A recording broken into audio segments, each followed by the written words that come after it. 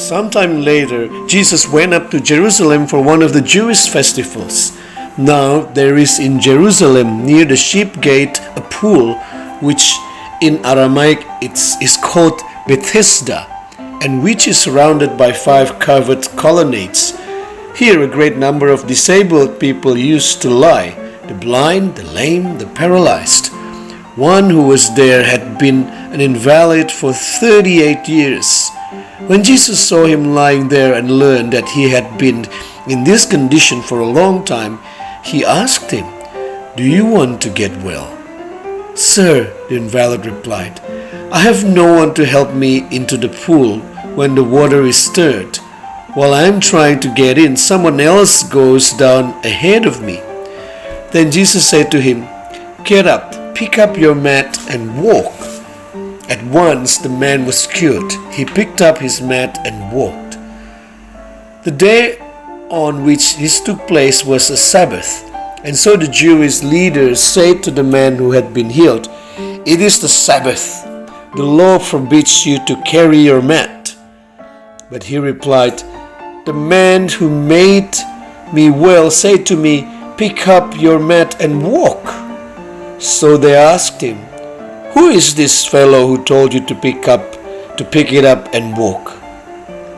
The man who was healed had no idea who it was, for Jesus had slipped away into the crowd that was there. Later Jesus found him at the temple and said to him, "See, you're well again. Stop sinning, or something worse may happen to you." The man went away and told the Jewish leaders that it was Jesus who had made him well. So, because Jesus was doing these things on the Sabbath, the Jewish leaders began to persecute him.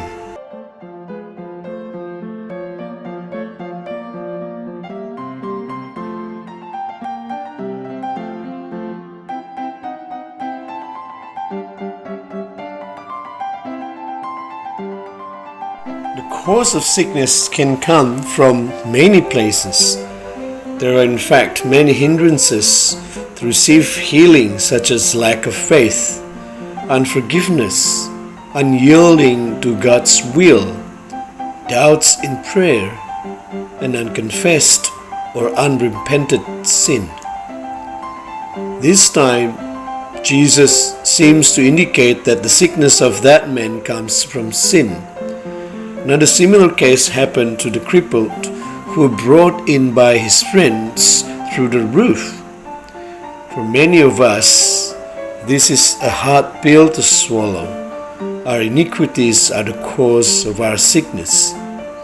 Sin, by definition, is a rejection of God's love.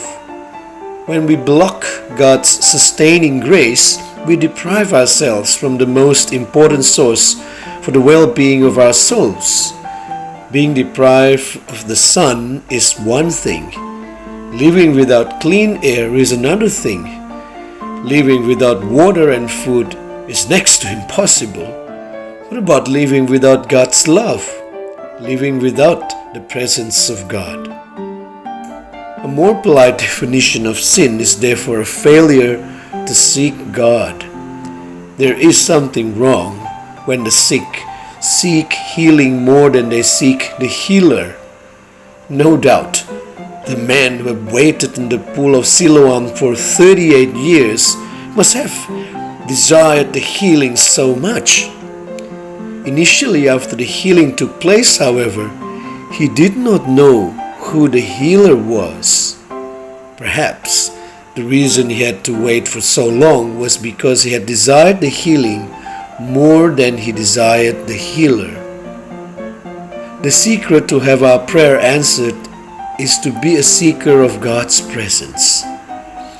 If you abide in me and my words abide in you, ask what you desire, and it shall be done for you, said Jesus. To abide in Jesus is to love Him in prayer, to spend time alone in His presence. This is much easier said than done.